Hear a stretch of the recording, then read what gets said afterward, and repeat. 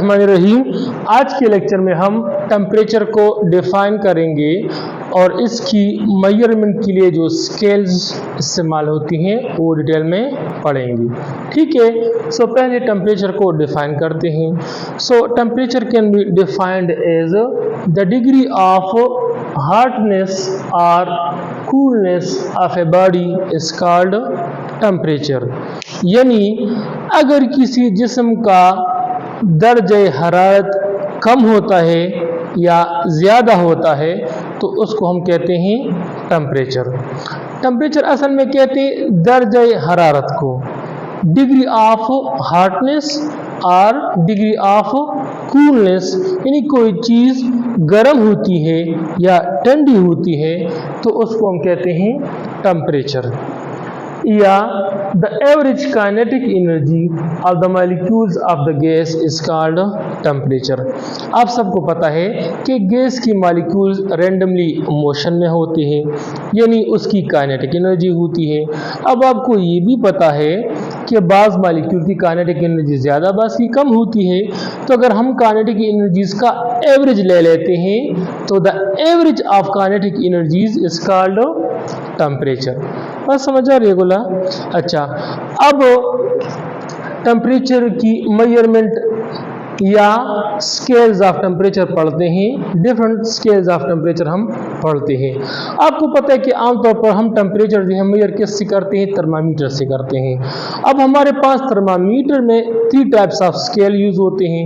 एक को हम कहते हैं डिग्री सेंटीग्रेड या सेल्सियस स्केल, दूसरे को हम कहते हैं डिग्री फ़ारेनहाइट स्केल और तीसरे को हम कहते हैं केल्विन स्केल। अब तीनों को बारी बारी पढ़ते हैं। पहले नंबर पे हमारे पास है सेल्सियस या डिग्री सेंटीग्रेड स्केल। अब इसमें क्या होता है?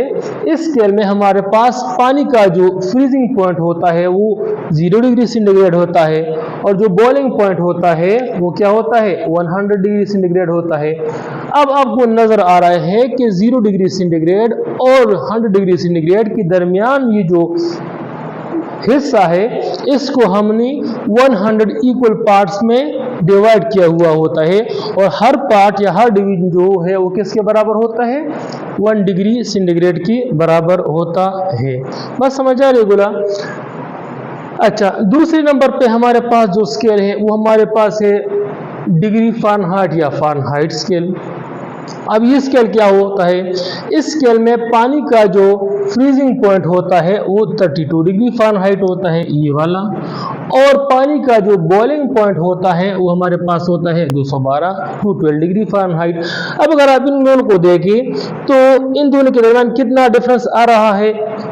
180 डिफरेंस आ रहा है। कहने का मकसद क्या है? कहने का मकसद ये कि फ़ारेनहाइट स्केल पे फ्रीजिंग पॉइंट ऑफ वाटर और बॉइलिंग पॉइंट ऑफ वाटर के दरमियान ये जो डिस्टेंस है, जो फासला है, इसको हमने 180 इक्वल पार्ट्स में डिवाइड किया हुआ है और हर पार्ट या हर डिग्री हमारे पास क्या कहलाता है गोला? 1 डिग्री फ़ारेनहाइट कहलाता है। बस समझ आ रहे गोला? अब तीसरे नंबर पे जो हमारे पास स्केल है वो हमारे पास है केल्विन स्केल।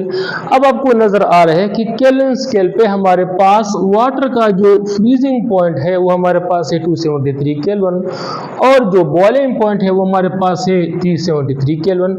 अब आपको साफ नजर आ रहा है कि बॉइलिंग पॉइंट और फ्रीजिंग पॉइंट के दरमियान जो फासला है इसको हमने 100 इक्वल डिवीजन में डिवाइड किया हुआ है और हर डिवीजन जो है वो क्या कहलाता है? 1 केल्विन कहलाता है या 1 केल्विन के बराबर है। So these are the 3 different scales which we are using for the measurement of temperature. हम बाज़ औक़ात टेम्परेचर सेंटीग्रेड स्केल में मेजर करते हैं, बाज़ औक़ात हम डिग्री फ़ारेनहाइट स्केल में मेजर करते हैं और बाज़ औक़ात हम केल्विन में यूज़ करते हैं। लेकिन बात याद रखिए, आमतौर पे जब हम किसी मरीज़ का टेम्परेचर मेजर करते हैं तो हम डिग्री फ़ारेनहाइट में मेजर करते हैं। ठीक है, और जब हम मैथमेटिकली कैलकुलेशन करते हैं तो उसमें टेम्परेचर की मेजरमेंट के लिए हम एक केल्विन वाला इस्तेमाल करते हैं। और आमतौर पे जब मौसम की सूरत हाल हो, वेदर रिपोर्ट में हम जो है टेम्परेचर का स्केल कौन सा यूज़ करते हैं? डिग्री सेंटीग्रेड वाला। यानी इसमें कोई